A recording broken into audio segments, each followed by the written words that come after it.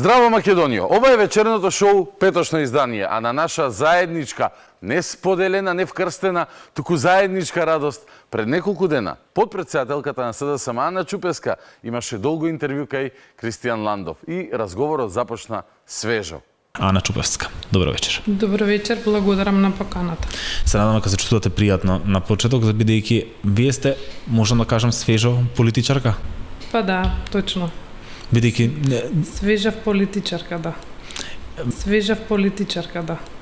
Што и да е в политичарка, доста свежо делува. Од времето на Таче немавме измислено нов збор чинам, а тој тоа го правеше најдобро.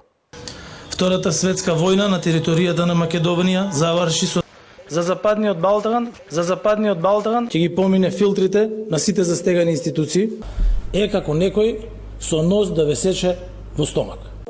Не станува збор прво за платење на кратите.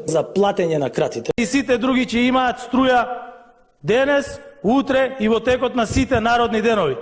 Јас како председател Македонија седи рамо до рамо во Брисел и без никакви проговори со Европската Унија и јас сум речен, сооштивме уште една убава вест.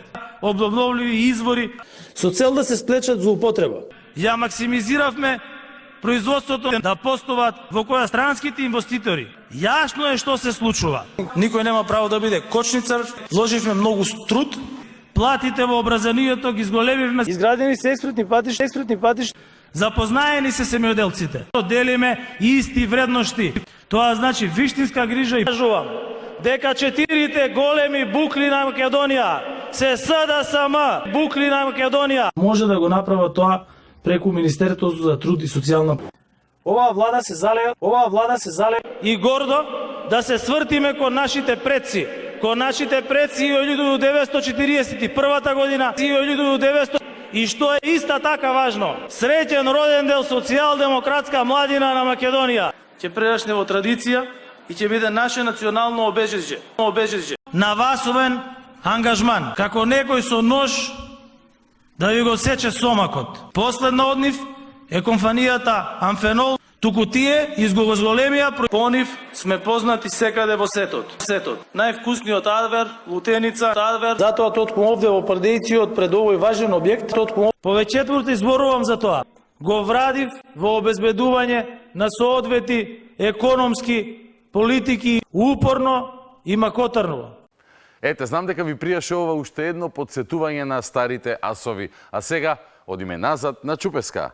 Оно што највеќе остави во јавност, најавтентично во последниве година дена, е кога на новинарот Мирчевски му рековте и вие мрдате сушите, кога напишавте колумна и рековте ние граѓаните на нашава земја, папокот на светот или ако сакате анусот на Европа, и кога зборувавте за љубовта кон Илон Маск. Леле, Ано, за Маск и Мирчевски знам, ама какви анални папоци си думала, жено? Што е оваа работа? Ама, ќе ни каже се таа без грижи дел по дел. Прво за постот во кој повика да се гласа на референдумот, бидејќи тоа бил глас и за Илон Муск, како што го напиша за НАСА, за квантната физика и така натака. Што вели денес за тоа, откако наместо квантна физика по промената на името добивме Нобеловецот кај Мирчо Свињарнико, се шегувала, нормално. И тоа беше еден пост одамна, значи за време на референдумот во кој што јас се шалев секако, дека викам НАТО, сакам НАСА, сакам Илон Маск, како асоцијативна врска со нешто што е прогресивно. Од сонуваната прогресивност остана ова. Мало сутра! Ете, кога мислиш дека е прогресивно да си го менуваш името, ваква ќе е прогресивноста која ќе ти наидува во пресред. Тераме понатаму. Чупеска објасни кај Ландов и за еден чуден коментар кој го упати кон Иван Мирчевски. Тогаш не се шегувала, еден спойлер да ви дадам. Да му речете на новинар дека мрда сушите. Како ви текна? А како беше тоа, вие не се сеќавате? Дека тој ми рече мрдате со главата? Ангел Димитров, ја слушнавте последната книга која што ја објави, тој човек е председател на бугарската комисијата. И така си вртите вие со главата, да ме ај оставете го, кој е Ангел Димитров? Димитров? Ама тоа вие ме тумачите, аз како вртам со главата, па сега и вие мрдате со ушите. Смислам, сега не зафркавајте, ај ве молам. Замислете. Ама како ви текна па со ушите? Каков е тој однос кога некој ќе ви каже прво ми вика многу вода пиете, на следното на после 5-6 минути ми вика ајде микрофонот не ти е добро тука наместен, па вака на кај нешто прави. Видете, сам малце респект треба да се има и на личниот простор према Агустинот. На крајот дава коментар кој што е персонализиран, мрдате со главата. Па простете, тоа беше најмалку што можам да направам. Што ако јас, например, имам невролошки проблеми и мрдам со главата од тие причини? Да речеме. Среќа немам, но... Немам коментар, на вистина. Тоест имам, ама не е за на телевизија. Ајде, дај друго. Јас работам на тоа, да и внатрешните и надворешните демони ги умирувам. Како се бркаат демони? Со фокус. Ако џабе работи, џабе не седи, велат старите. Дали сте подготвени за објаснувањето за анусот на Европа? Ние граѓаниви на нашава земја, папокот на светот или ако сакате анусот на Европа. Што е спорно? Да не кажам чмарот на Европа. Па вие кажавте, јас не. И сега? Сакавте ли да го кажете тоа, а сакавте попристојно да звучи?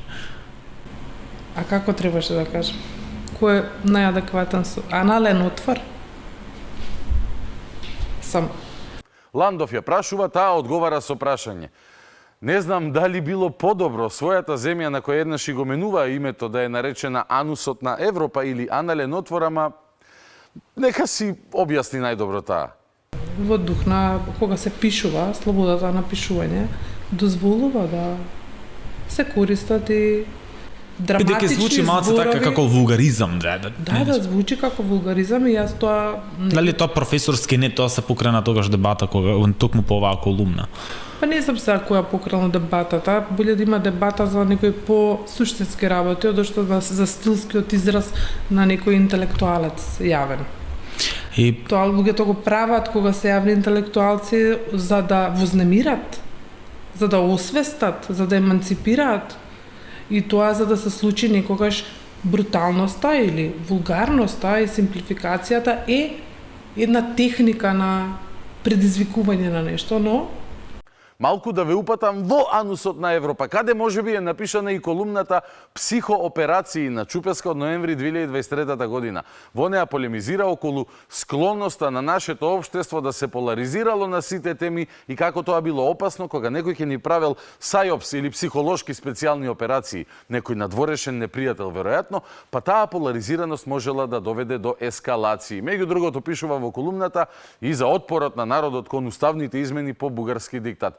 Сето тоа започнува со реченицата: ние граѓаниве на нашата земја, папокот на светот или ако сакате анусот на Европа. Затварам цитат. Сега и појасни таа дека целта на сето ова било да освести, вознемири, еманципира. И на ова навистина не би сакал ништо да додадам. Освен по било кој основ и со било каква желба или фиксација да наречеш нашата земја анусот на Европа е така малку гомнарски потек. Ете, и јас сакам да еманципирам и освестам. Одиме понатаму. да, и кога сте кажале добро дојдов во сето. Па тогаш се шалев, да. Да се шалев. Во тема на денот вечерва разговарам со Ана Чупевска, подпредседател на СВСМ. Добро вечер, добре дојдовте. Здраво, живо, добре дојдов. Добро вечер, добре дојдовте. Здраво, живо, добре дојдов. Добре дојдов, да, добро си дојдов. Не беше лапсус тоа. И тоа беше намерно кажано. Ете, уште една мала шала и намерно кажана при тоа. Колку длабок мисловен процес и стратегија за воведниот одговор на воведниот поздрав од домакинот има тука. Секој збор е мерен, нема што. Среќа што не кажа добре дојдов во анусот на Европа. Не и се. Следно, Има некој муабет надвор дека тешко наоѓате кандидати за градоначалници. Не, напротив. Се тепаат? Напротив, да. И по она катаклизма на што се случи во 2021 кога напротив. колку општина освоивте? 5-6. ете, добри вести за опозицијата. Тепачка имало бре кој да биде кандидат за градоначалник. Неофицијално одредени лица биле спремни да тепаат ако некој ги номинира. Хе-хе, да се пошегуваме и ние тука во анално-европски манир. Редовно пристигаат информации до нас, документи. и за се тоа За злоупотреби нешто или? да, на Од актуелните градоначалници, тоа е и од па. градоначалници, од власта, и тоа е, мислам... А пристигаат пример за вашиве градоначалници, ви укажуваат кога вашиве грешат? Па нашите што грешиле? Еве, кажете ми вие што грешиле. Може И сега така? вашиве се безгрешни да заклучам. Па јас не знам. Безгрешни и под притисок. Па да. Исто така немам што да додадам. Покрај Дуи, ете и во СДС имало бели, божи, безгрешни ангели на градоначалничките позиции. Хеј, со ваков мајндсет, уште помалку грешки ќе имаат од октомври натака. Може би ниту една. Во духот на вицот, нема рачиња, нема колачиња, нема градоначалничиња, нема да има ни грешкичиња. Следно, дали има таа фаворит меѓу можните кандидати на СДСМ за град Скопје? Ми кажавте дали имате фаворите. Тоа беше прашањето. Па не можам да ви кажам, затоа што се уште ги немам добиено анализите, кои што ги очекувам во наредните 2 години, на кои што се диференцирани спецификациите потребни за секој од кандидатите. Се уште ги немам добиено анализите, кои што ги очекувам во наредните 2 години. Ако, и после 2 години со анализите да си номинирате тогаш кандидат, без брзање. Ова во октомври избориве, нека си пројдат. Вие бидете темелни и аналитични. Макар и 2 години да треба да се причека, нека се причека. Колку општини очекувате да освоите? Па сега во бројки јас не би шпекулирала, тоа знаете до денот на гласањето. Ајде од Немам ни прилика. грубо, не би навлегувала, верувајте, во една таква... Тоа е неблагодарно, бидејќи може после да се тумачи вака или онака. На денот на изборите ка знаеме тоа све. Од прилика? Па ни од прилика не можам да кажам. Десетина? Не можам да кажам истина. Тешко прашање, ама овој Ландов упорен. Десетина? Не можам да кажам истина. Затоа што ви прогнозира дека ќе освоите 2 до 3 општини максимум. Па сега тоа може некои желби такви има, ние имаме, си работиме, ќе видиме.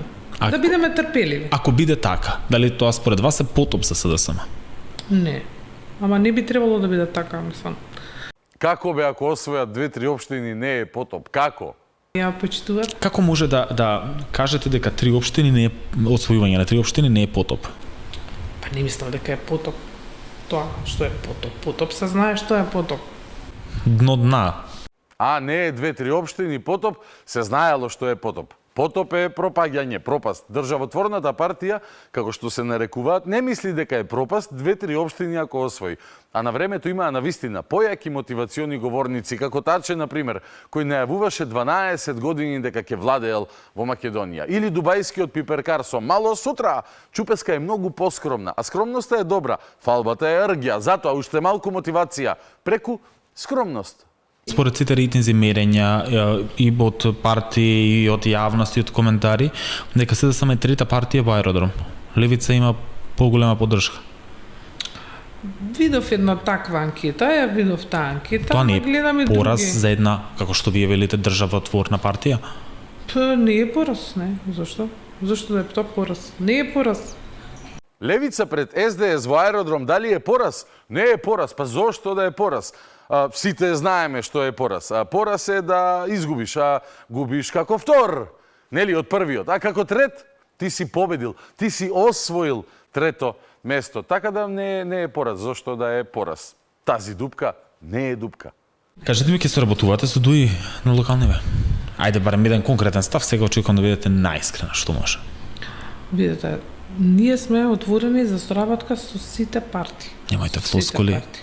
Со сите Професорка, не зборувате вака на предавање со сега да ви студенти? кажам Со Дуи. Зошто?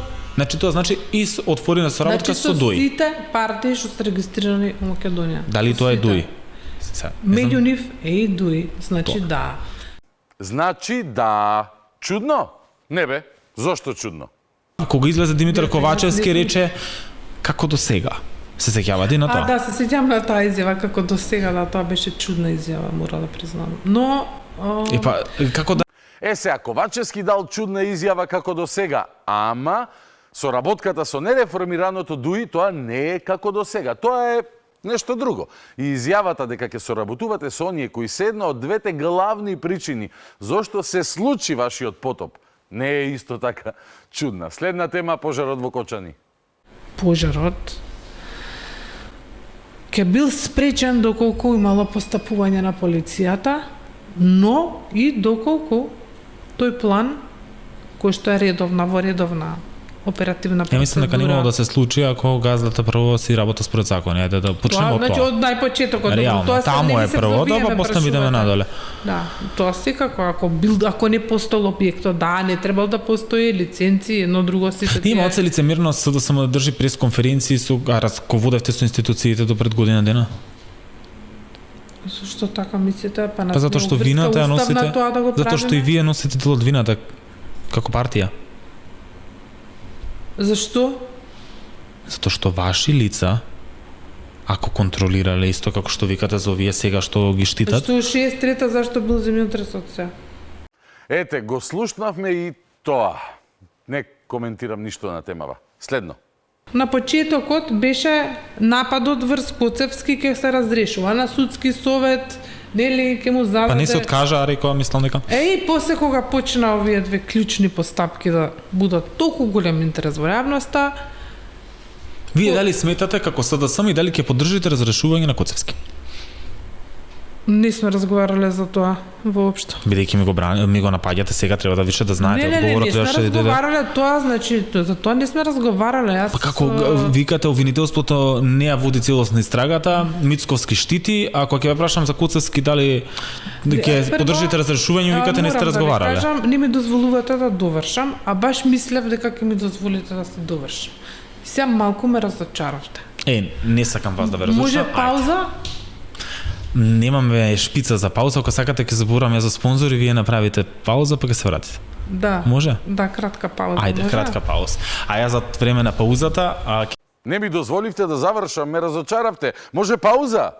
Може бе, зошто да не. Ова е најаката поента до сега.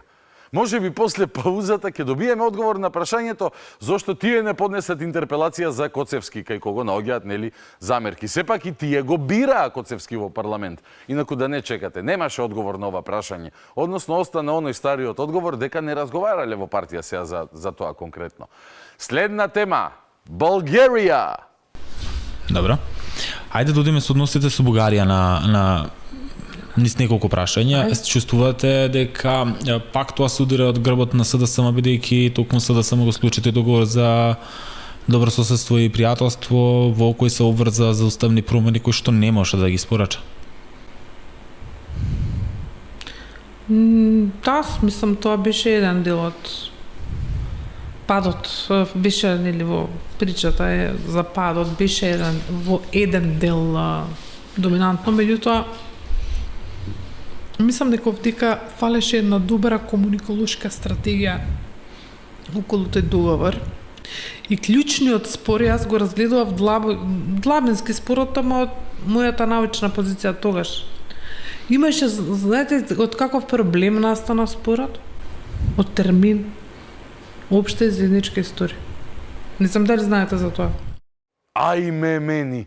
Научно го анализирала со наука спорот и научно заклучила дека од термин настанал општа и заедничка историја. Општа на бугарски, заедничка на македонски. Значи не од велико бугарскиот шовинизам и етногеноциден фашизам кон македонците, туку од термин, деталче едно, во кое се крие ѓаволот, нели?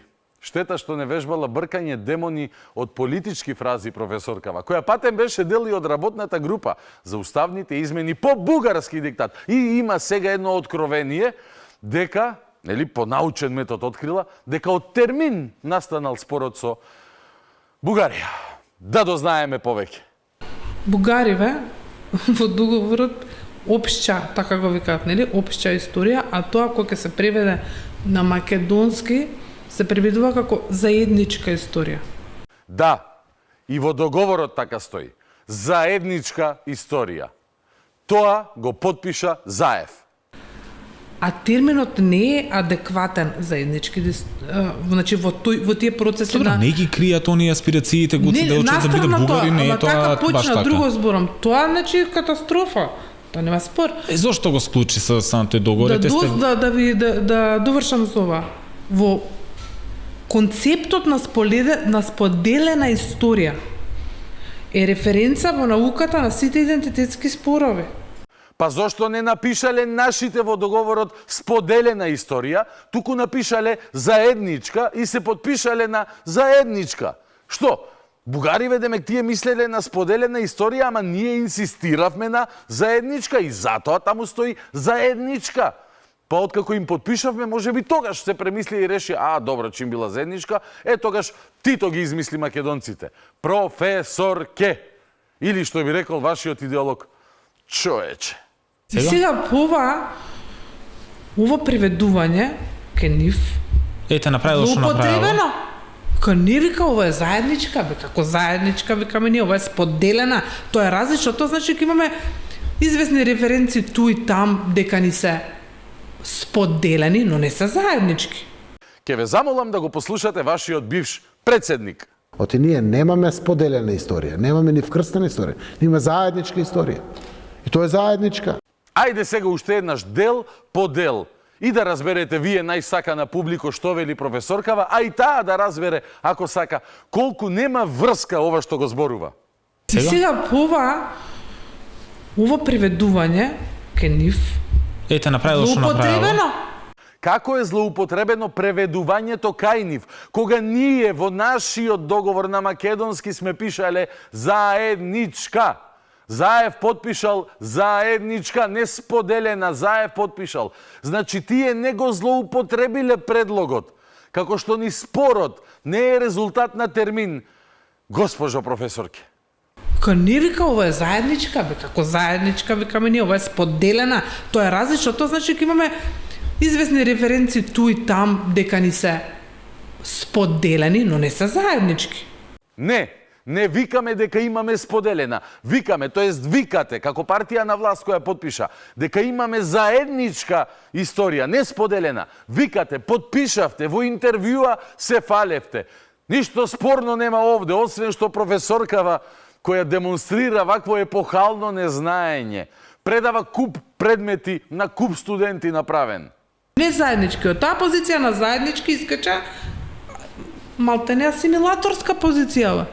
Да, и еве ти уште едно големо откритие, да видиш кој што викал, кој што преведувал. Да, ние за това се противопоставихме в договора да е записано споделена история. Тя не е споделена, тя е обща история. В договора е записано, че имаме обща история, не споделена на нещо, което паралелно е вървяло едно до друго, обаче са били различни.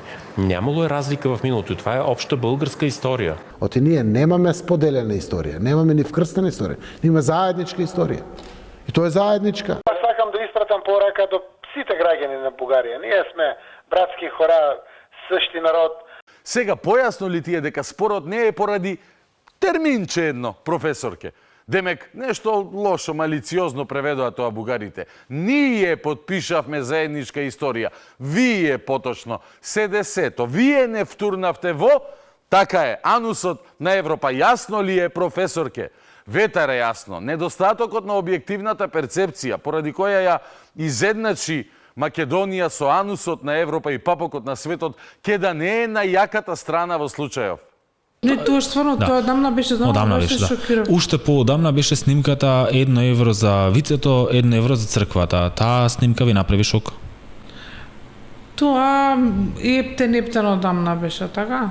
И шо се деси, тоа е стварно не знам. Ништо. Што се деси, не знам ни јас. Ама тоа никоја за фреканција да не беше. Па како за фреканција снимано во каков кабинет, таму со пимерки била обезбедена. Тоа не сум знам. Не знам за тоа стварно. А јас знам снимката, ама јас мислам дека е нешто за фреканција некоја. И за вицето, да. Мислам така го... Снимката ја знаела, ама мислела дека е за фрканција, шега. Се зафркавал, например, Заев, кога на овој му вели, можам да ти продадам поевтино државно земјиште, ако однесеш за секој метар квадратен 1 евро кај вицето, 1 евро за црквата, за фрканција, шала. А еве и зошто мислела дека е за фрканција. Пошто некако и тоа сам да не ме сватат сега погрешно граѓаните, името вицето ми беше така дека е некоја шала. После дознавте дека тоа е братот Да, на... после тоа разбрав. Да. Мислела дека Вице не постои. Затоа мислела дека подкупот е шала. После тоа разбрала дека Вице постои, дека Вицето е вистински човек, ама не се навратила на снимката со тие нови сознанија да ја преразмисли. Исто како и за договорот потпишан од Заев со Бугарија. И тој бил можеби шала бе Чупеска, и тој бил едно мало шегување меѓу пријатели. Се е шала во анусот на Европа. Не е се, пардон, има и нешто друго. Снимка од Јон Фрчковски за кој човекот излезе и рече да, точно сум конзумирал дрога. Сликата е била направена во партиското седиште на СДСМ. Ваш коментар? Човекот си каже што јас да коментирам за некој што он си кажа. Поразително е тоа малце за СДСМ или не? Мислам дека тоа е една лична приказна, која што он беше доволно доблесан да ја предочи, да ја, мислам, со достоинствено тоа го направи и тука што... Го гледате во партија сега? Доблест и достоинство. Тоа покажал Јон Фрчковски, бидејќи се повлече од функција во партијата, откако се појави онаа снимка каде прави нешто што потсеќа на конзумирање на ванилин шекер на многу погрешен начин. Дали знае од кога СДСМ нема СДС викат, ја викам СДСМ, нема победено на парламентарни избори? Вика, одлично прашање да го одговорите. Па долго. Нема победен. Долго. Ги правевме и тие анализи кога почнал вистинскиот пад, од кои причини со повеќе варијабли, ама тоа треба посебна емисија. Тешко. Има некое друго прашање? Имате некое друго прашање или да преминам со мојове, затоа што имам уште нешто да прашам. Ако имате... Долго, да, ама се чини дека не знаеш баш од кога. Од 2002 година и фамозниот 15 септември. 2020 година не беше победа на СДСМ, туку на СДСМ со БЕСА. Само што не се фатија за коси и каде што тоа председателка беше Весна Дамева. Кога почна? Дел од правната комисија на СДСМ во минатото? Значи, ја не знам дали било, стварно немам поим, немам таква информација. Сликата ја знаете? Не ја знам, не. Не ја знаете? Не. Чекајте. Преска симнав некаде. Ете, и сликата на Весна Дамева во правната комисија на СДС, и таа слика не ја знаела. Уште една работа која не ја знае. Но знае кои и се трите омилени политичари од Македонија. Според Тоа вас било на ниво на научните трудови. Најдобар политичар во Македонија, молам да ми кажете еден. Најдобар? Најпрофи. Еден што ќе го издвоите што ви е урнек. Па повеќе има. Па Глигоров, например. Шикеринска. Заев исто беше добар политичар. Добро, ако не ја знае евро за Вицето или што подпишал Заев со Бугарија, барем знае дека не внесол во НАТО. Малку со лажење, малку со судски терор, ама полека, но сигурно тој не внесе. На рамо не качи Јоп, не внесе во НАТО. Па да не внесеш во НАТО, што ќе беше овдека? Дива територија. Без име. Како? Дива територија без име. Тоа ќе било ако не го сменевме името. Ако не се родеше великиот Заев. А сега демек сме со име. Господи, морам и тебе да те спомнам вечерва. Цената, која беше? Ја плативме сите. Тој не внесе, ама ние му плативме. Ме разбирате, која исто како вие да ме однесете во Дион, а јас да платам. Исто како кога Черчил ја добил Втора светска војна, ама после ги изгубил изборите. Значи, мора да се прават во политиката е тоа. Не, ама цена... Заев го спореди и со Черчил.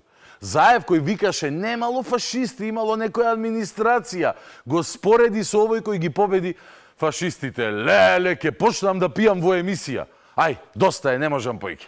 Одиме на разговорот во студио со еден асли професор, кој ја знае содржината на договорот во кој е заведена таа заедничка историја, бидејќи тоа го живее од дете, како и неговиот татко и неговиот дедо, и неговата мајка и неговата баба. Се вика Стојко Стојков. И вечерва продолжуваме онаму каде добрите соседи мислат дека се јаки. Историјата и средниот век. И нови фантастични согледувања, факти и докази кои професор доктор Стојков ги нуди пред сите нас и кои ги побиваат комшивскиве тези како пријателството меѓу Трамп и Елон Маск. Ќе биде интересно. Останете со нас, започнуваме веднаш.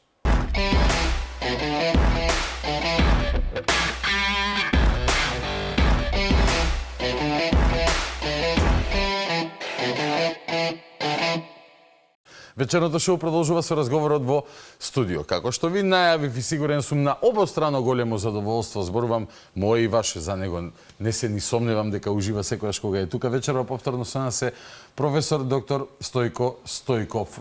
Може би го знаете како легендарниот современ пирински војвода од Омоилинден Пирин или како професор на Универзитетот Гоце Делчев во Штип. Но верувам дека вака и оваа надополна на неговиот идентитет како редовен посакуван гостин во вечерното шоу не му штети, туку напротив му прија. Тоа е некоја промена на идентитетот со која што може да се согласиме, така? Надополнување. Дополнување. Добро вечер, добре дојде. Добро вечер, добро ме најде. Последно зборувавме тука после промоцијата на македонската редакција, така? Верзија. Сега има тука што се ви некој околу јазикот на книгата Табу. Табу, да. Кој што првиот том, да. Бидејќи ќе бидат повеќе, не може да се собере.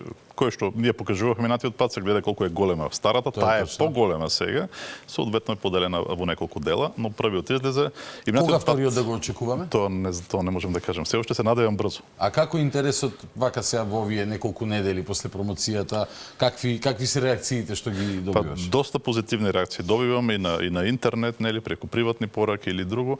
Има голем интерес кај луѓето и се надевам дека ќе се зголемува се повеќе, бидејќи таа тема е многу важна. Зборуваме за интерес во Македонија, во Македонија. Во Бугарија предпоставувам не постои таа. Добро, кај македонците во Бугарија има интерес сега, но до некаде не може да биде толку голем, бидејќи тие веќе има книгата на бугарски јазик претходно. Така што тоа е задоволен до некаде интерес, но сепак се интересираат. Нормално е тука да биде поголем и особено затоа што едно што е важна темата, второ што ситуацијата во релација со Бугарија е таква која што бара таа тема да биде отворена пак. Таа е многу актуелна. Па се согласувам, особено еве последните политички движења со на најавено гласање во Европскиот парламент. Може малку, нели, политички аспект да прокоментираме на извештајот за Македонија, во кој што за прв пат стои некаква формулација која што се обидува да направи резка дистинкција без временска детерминанта меѓу нас и другите. Нели? Кога зборуваме со тебе обично за другоста, нели, кога зборуваме.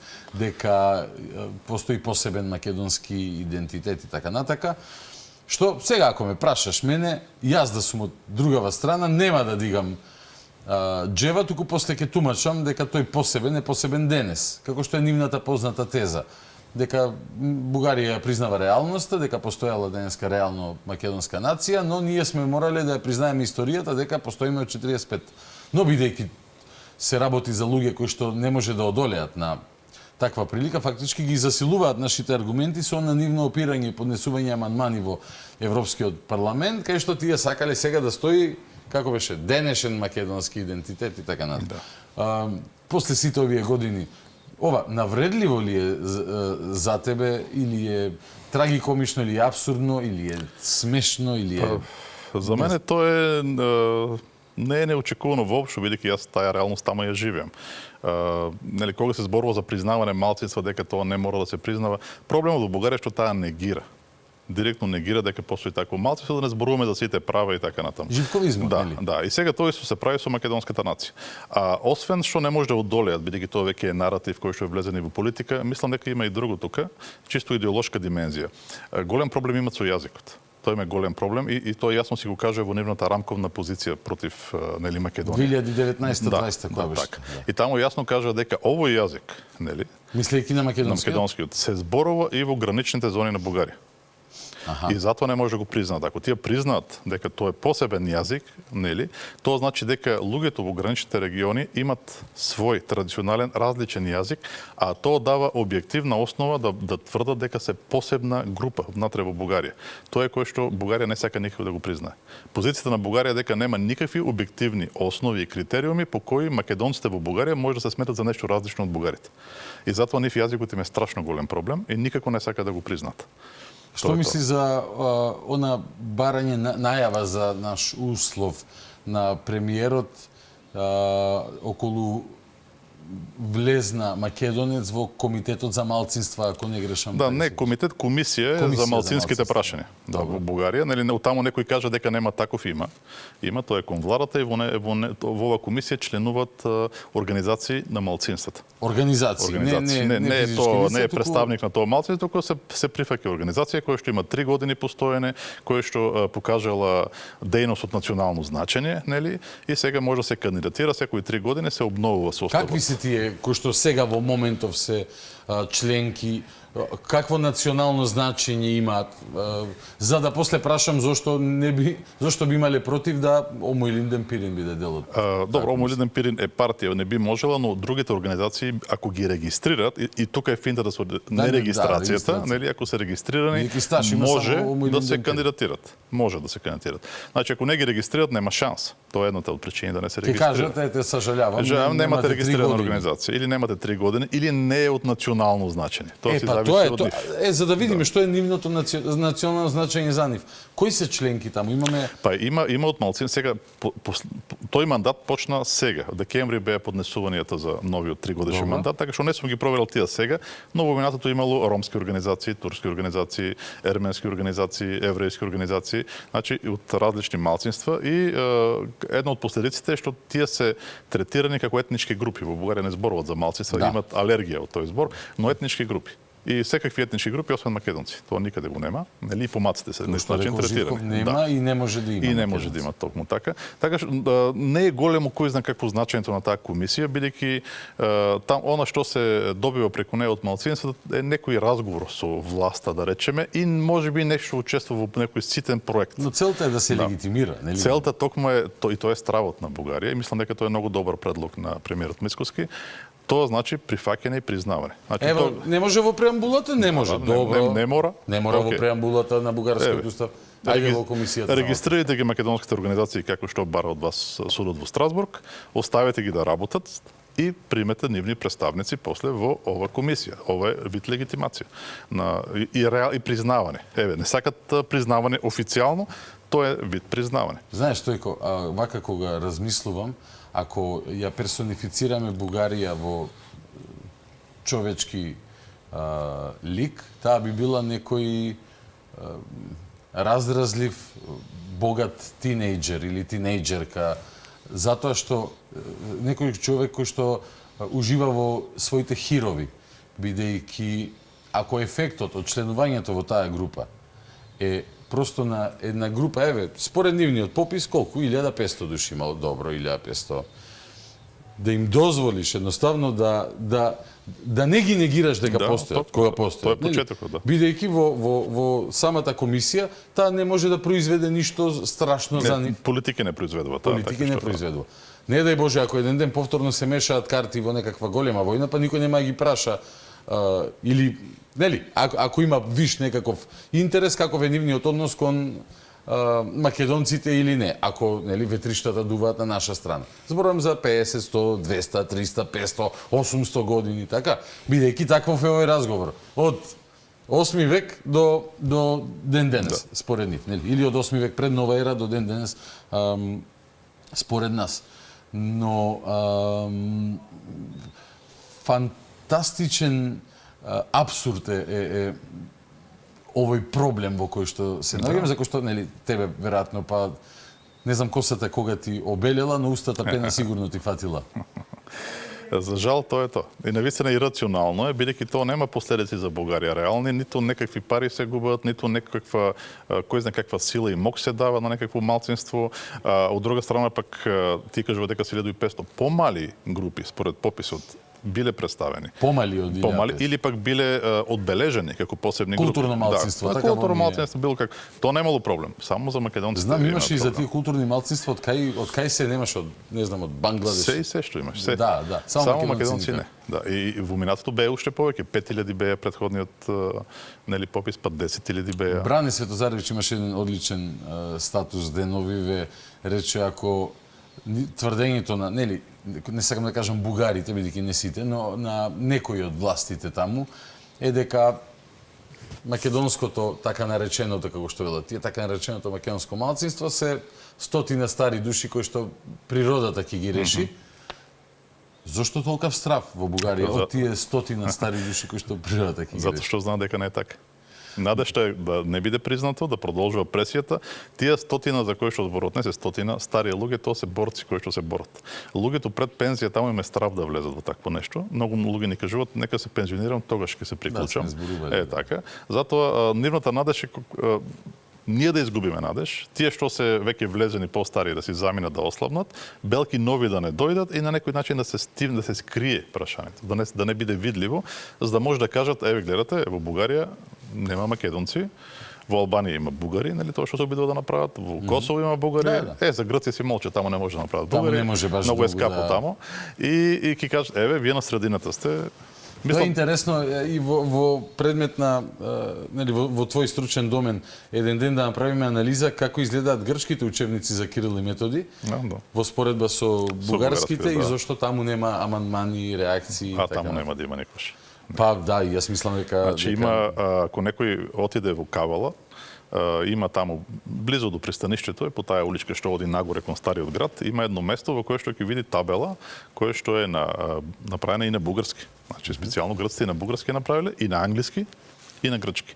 И таму пишува дека за време на окупацијата во Втора светска војна окупација, нели таму тоа било политискиот участок на бугарската окупационна власт и тука биле претепувани, убивани безброј грчки патриоти.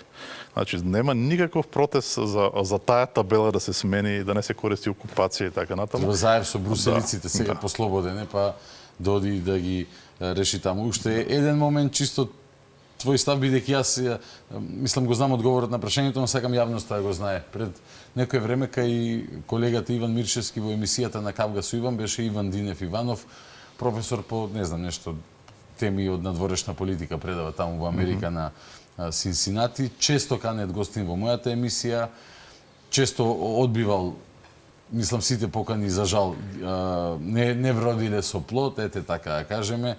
Не може да се чести покани бидејќи човекот е во Америка, но кога доаѓа ја одбегнува оваа емисија иако има отворена покана и порака последно му пишав дека повторно ме заобиколил кога видов најава за таа емисија, не ми ни врати на пораката Иване, многу сам како е тажен? Тъжен. Тъжен, многу сам тъжен. Но шегата на страна, во нашиот медиумски простор поканите постојат, од време на време ќе се случи некое гостување. Еве Стефан Дечев исто 3-4 пати го имам барано, ќе се јавам. Еднаш дознав дека ќе доаѓа, му пишав, доаѓаш Стефане, ајде дојди. И тоа некако не вроди со плод.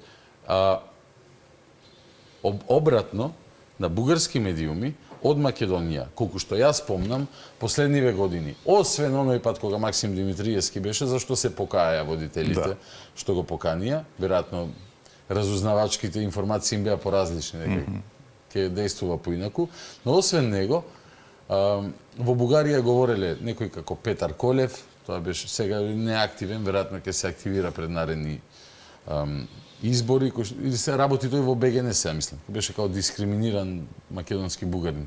Последно, барем, тоа беше неговиот идентитет. Мислам, беше овој битолчанецот што читал книги, не спиел, па се разбил како бугарин, Љупчо Георгиевски, за кој што Софија ни прети дека ако е осуден од суд како независна инстанца, тоа ќе значило дека има дискриминација на бугарите во Македонија. Бил преку видеоконференциски повик овој од Лабуништа, кој што исто се откри како бугарин кога имаше некој физички конфликт. Не се сеќавам ни на името, продава бугарски пасоши. Беше младиот мој сограѓанин Пендиков христијан и ако има петто име, не знам, да не грешам душа. Стојко Стојков кога последен пат бил на национална телевизија во Бугарија? Значи, последно беше во 2010-та, мислам, и тоа не беше на живо после Кратеја, а 2006-та и 2007-та имаше неколку излегувани и тоа е се. А зошто 2006-2007 пред да влезат во ЕУ тогаш правеа? Не, токму тогаш имаше, ние тргнавме на регистрација. Значи, Омо Илинден Пирин беше регистрирана во 1990 година, кога Бугарија требаше да добие датум за почеток на преговори и како го доби, ја забрани. Поминаа 5 години, 2005 доаѓаме, судот во Страсбург реши во наша корист. Влезе во сила 2006 и ние тргнавме да си правиме партијата, пак да ја обновуваме. Се покаже дека бугарскиот систем е таков што веќе не се чувале старите фајлови, па законот случајно беше сменет меѓувремено, наместо 50 души 5000 треба веќе, мислам. И тие 5000 чудно совпадна со 5071 македонци на пописот последен. Серија совпаѓање без сосема случајни. И ние тргнавме да си правиме сепак партијата. И тргнавме да собираме доста луѓе. Нели? И наеднаш се исплаши.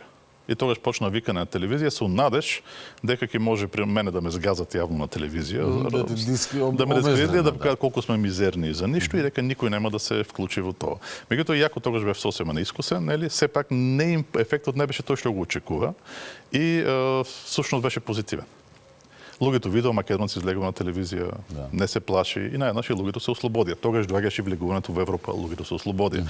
И ние собравме 5700. Тоа беше катастрофа за бугарска држава. После кој беше изговорот? Па ги вика 3 пати во полиција. Па тврде дека наводно не биле, сме краделе наводно, ама сте допишували. ама никогаш не викна на суд. Тоа е казниво. Ако ние крадеме на луѓето податоци, треба во затвор да одиме за тоа. Само што, зошто не тужија? Затоа што ние не собиравме потписи како што тие веле.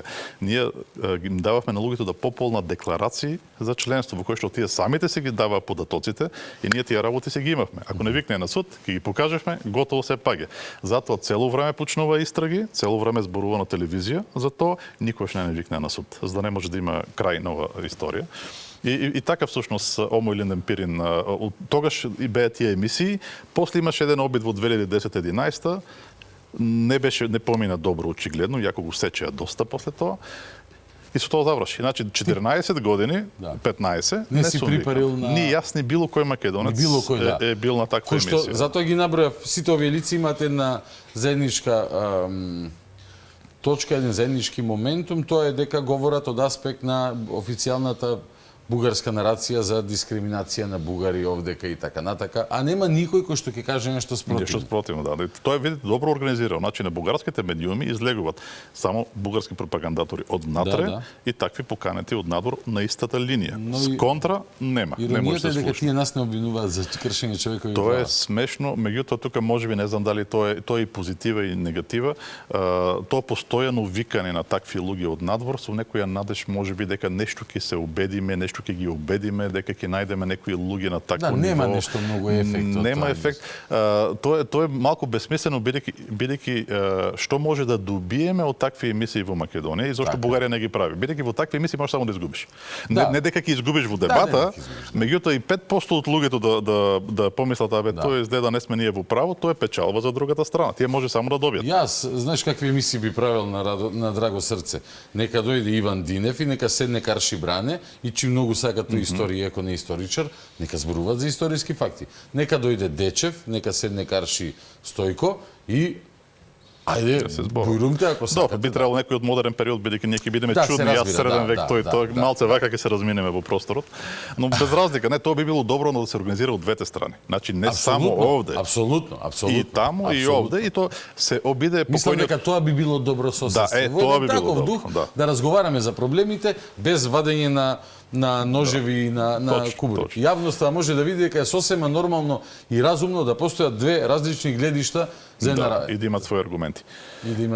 За жал во Бугарија тоа нема да се дозволи. Имаше еден Коритаров покојниот, тој се обиде. Тој се обиде. Тој си замина во ковидот и никој повеќе не се обиде реално. Овој случај за кој што спомна, нели, со Димитриевски се покаја за што го пуштија и повеќе од тоа нема да има скоро. Тоа е пропагандистичка војна. Во таа војна не е битно да се најде, да се разбере другата страна, не треба да се создаде надвикан збор да се, да. на нашите луѓе да бидат слушнати во Бугарија, бидејќи луѓето почнаа да мислат, ама добро, тие луѓе си имаат исто своји аргументи, не се нападни, не мразат нас. Да. Значи зошто се караме тогаш? Не бараат сецесионизам. Да, ништо не барат нешто да земат од Бугарија, не негираат бугарите, не се против бугарското малцинство и целиот наратив на омраза на кој што се крепи Пропаѓа, бугарската да, позиција ќе пропадне. Затоа не се дозволува тоа да се слушне.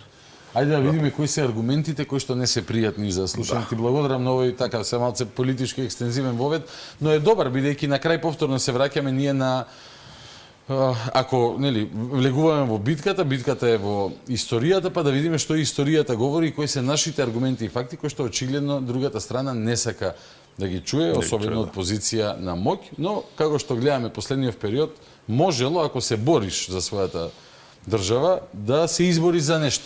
Да. За разлика од еден друг период кога друго бевме убедувани.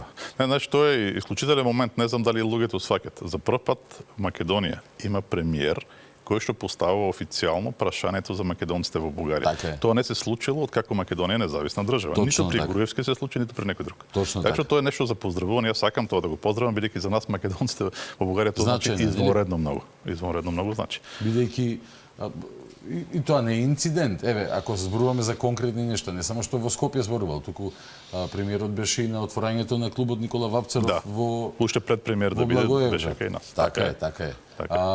Така да точно така наспроти оние се тоа се политички пропаганди кај нас, а после изборите ќе видите ќе свиткаат кичма, ќе не гледаш човекот е принципиелен и вика извини на оваа тема. Точно, да. Нема, еве е црвената линија, нема мрдање од тоа. И јас сум многу задоволен што конечно имаме македонски премиер. Исто јас. Одиме да одиме директно. Значи, професоре. Сега се враќаме на среден век. И не само среден век. Сега ние го живееме средниот век Стојко, но се враќаме на вистинскиот среден век. А не се враќаме во вистински смисла, бидејќи сите уредо што ги зборуваме аргументи за кои што ги зборуваме се вака испреплетени со политиката, за жал. Така што цело време сме ќе видиме и во реалност. Ајде, слушам. Ние поминавме еден подолг, нели, циклус од такви емисии. Твоето е похвално дело, многу имените други, да повторам. Така, благодарам. Во кој што зборувавме имено за лојалноста во Македонија, за самосвест, за идентитет и за сите тие други работи, дека не се создал никаков бугарски народ, нели, во околу 900-та година, тоа што е во 9 и 10 век, дека не се формирал тука. Тоа сето го видовме. И сега идејата ни беше, нели, од тука да почнеме да видиме другата страна, нивните аргументи како се. И во тоа мислам да започнеме денеска полека, нели? Прво со фундаментите од кои што започнат, после ќе одиме на конкретните теми, бидејќи спадна дека е многу. Јас мислев за една емисија нема шанси. Добро. Да може да ги адресираме на крај и битулска плоча ќе стигнеме, но сега за почетокот да почнеме именно со ова за идејата за општа историја нивна и заедничка општа, тие така викат општа историја. И врската развојот на нивните идеи спрема Македонија, спрема нивната етногенеза и врската нивна со политиката цело време. Тоа исто е важно. Но да се подсетиме, значи, од прилика мала статистика што правевме и во една од претходните емисии, нели кога зборуваме за заедничка историја. И сега, колку време Македонија и Бугарија биле заедно во бугарска држава во текот на средниот век 120-130 години. 120-130 години. Во модерно време 20 век 6 години. Значи, кога ги собереме 126-136 години, а тоа значи во средниот век од 1425 години е 9% од времето. Толку време сме биле заедно.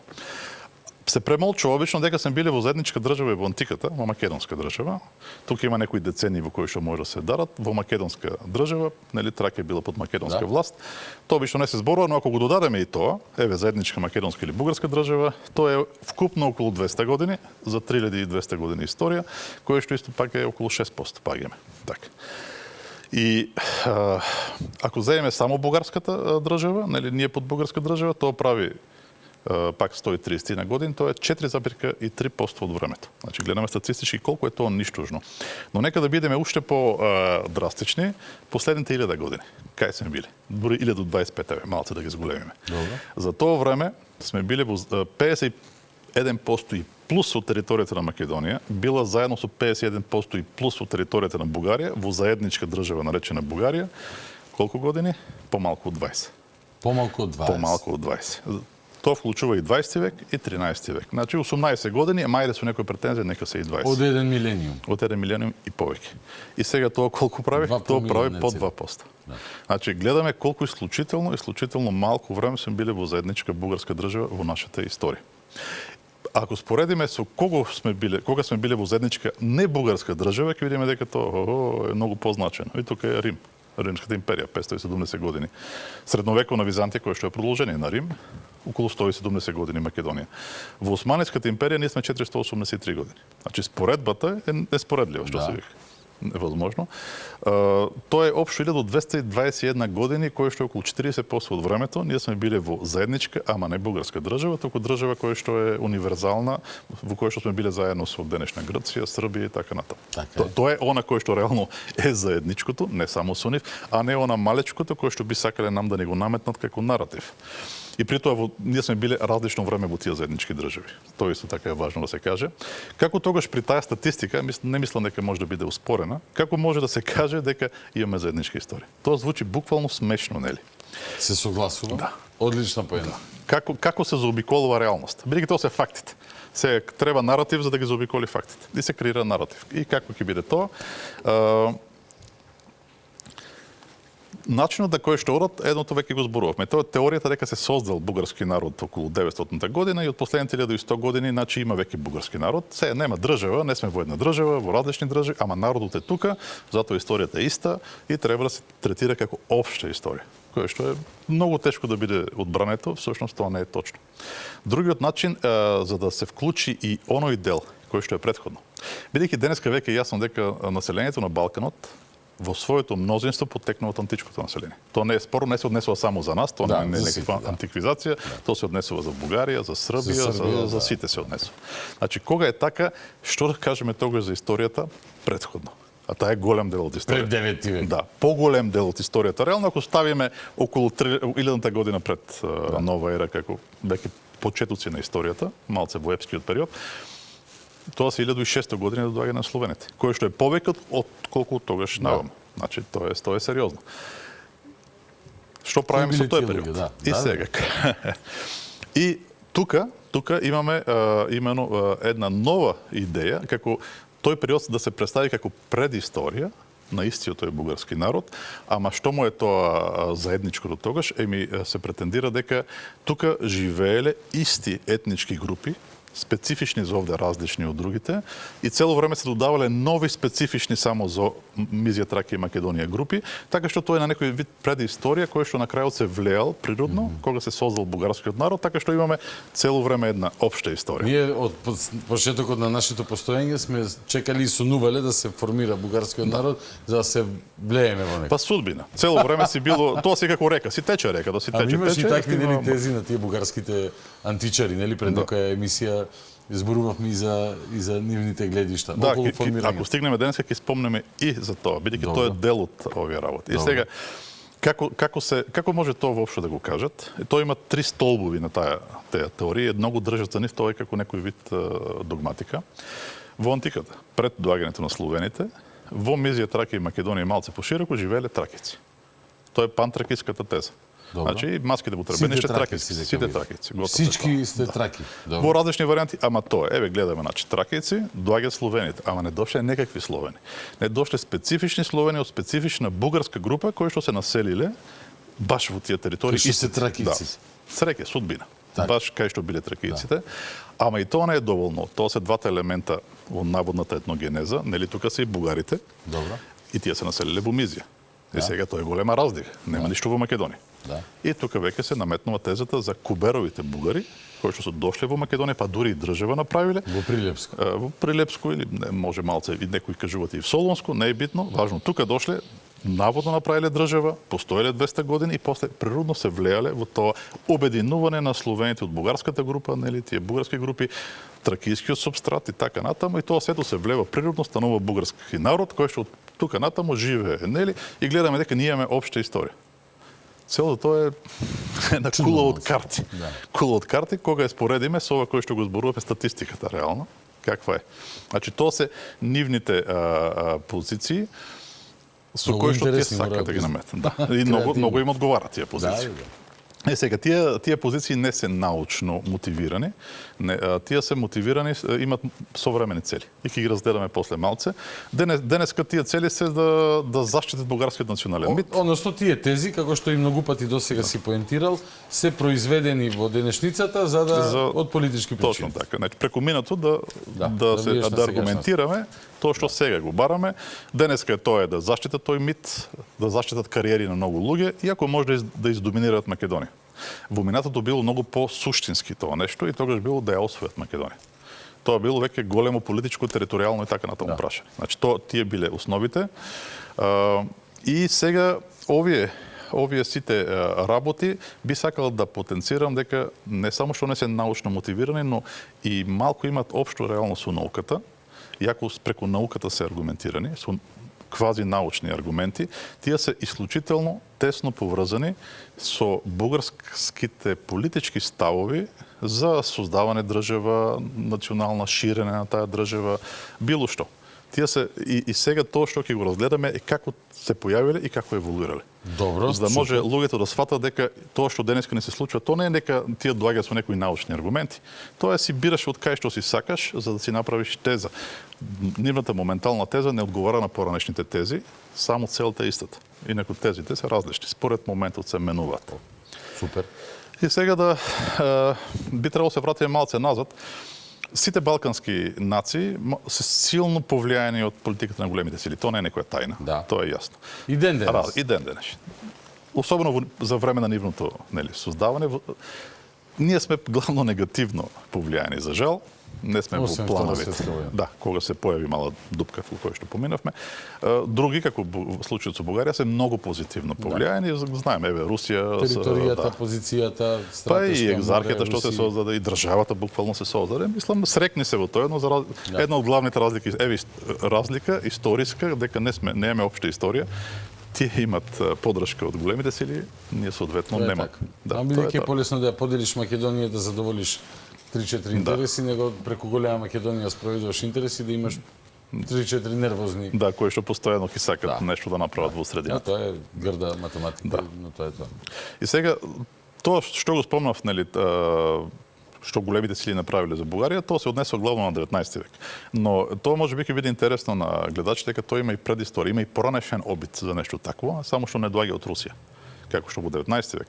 Тоа доаѓа од Запад и е поврзано со папството и со австријската држава, кои што се борат против отоманската власт.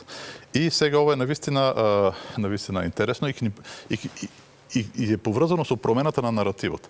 Тоа е интересно нешто, јас мислам нека го кажа. Во средниот век никој не напишал бугарска историја. Никој. Никој не чувствувал потреба, очигледно, да направи такво нешто.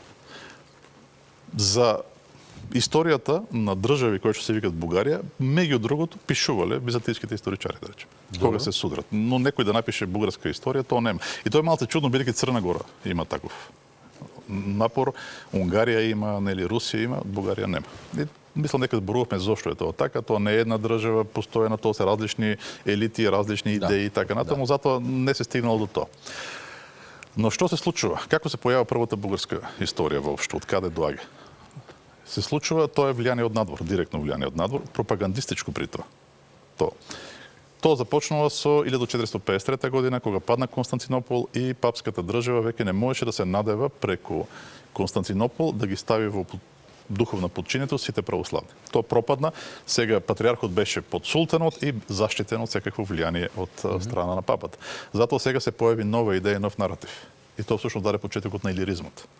Бидејќи Илирик традиционално беше под папска власт и сега се појави една идеја дека сите илирски во наводница народи, нели, тоа вклучува и Македонија меѓу другото, сите биле измамени од лошите грци во Константинопол, биле направени шизматици, сега ќе ги вратиме назад сите. Значи се јавува нов наратив и во рамките на тој нов наратив се појавува веќе историја. Се пишува нова историја. И таа нова историја Мавро Урбини, кој што имено така напишана, се појавува историја на Бугарија. Тие ги конструират на база на некои информации од византиски автори, конструират таква историја на Бугарија, за да може го наметнат својот наратив. Од тука тргнува сите други понатаму истории, и Паисиј, од тука црпи, и Јован Рајич, српски и србин од Видин, кој што е интересно, сите од тука тргнуваат. И во 17 век, особено во времето кога австриската војска доаѓа до Скопје, знаеме го пали Карпошово восстание и така натаму, тогаш има на Балканот формирани под притисок на Австрија, има формирани архиепископии католички. Едната од нив е бугарска, има и српска, и што е смешно, тие се испокарале за Македонија тогаш. Традиција. Уште тогаш при првиот обид да се креират такви нации, фактички и такви народи, тие се испокарале за Македонија. И тука имаме еден Петар Бакшев кој што пишува таква историја, нели, на Бугарија и се обидува да докаже дека тоа Македонија се е бугарско. Значи има таков обид во минатото кој што меѓутоа нема да биде успешен затоа што Османската империја ќе успее да ги потисне сите овие западни влијанија и тоа ќе пропадне. Но тоа ќе се појави пак, ќе останат некои последици од илиризмот, нели, имаат како Паиси и некои други ќе учествуваат во тоа, но тоа е како последни бранови малце доаѓаат, не е тоа движење. Сега, во 1830 година станува една голема промена. Што дозволи само за Паиси Хилендарски да подсетиме, човекот не е историчар, тој е монах на Светагора ли беше? Да, на Светагора во манастирот Хилендар. И решава да пишува бугарска историја, Па ја пишува, тој решава да ја пишува во Воеводина. Меѓу србите таму испратен да собира, бидејќи за Хилендар собира помошти и таму паѓа под влијание на некои луѓе од илириското движење, Јован Рајич и други, и тоа што го прави реално е руската верзија на историјата на Мавро Рубини. Таа руската верзија е се кастрирани тие делови кои што се антиправославни. Бидејќи тоа е целата идеја на книгата.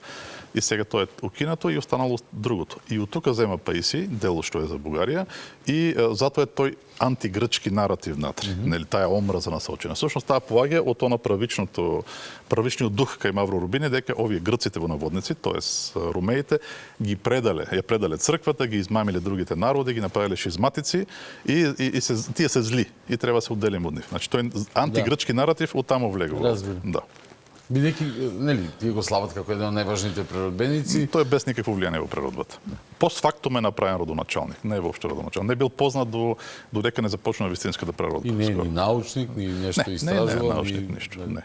И сега што се случува 1830 година е тоа што Русија сваќа, Русија која што до тогаш своите планови на Балканот ги имала да создаде Византија, и преку православието да доминира овде.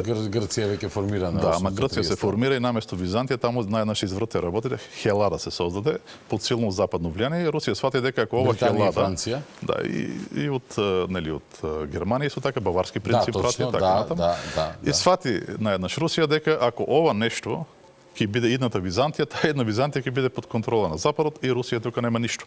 И мораше ова да се прекине. А сега не е првата историја бугарска напишана 1829-та, така нешто?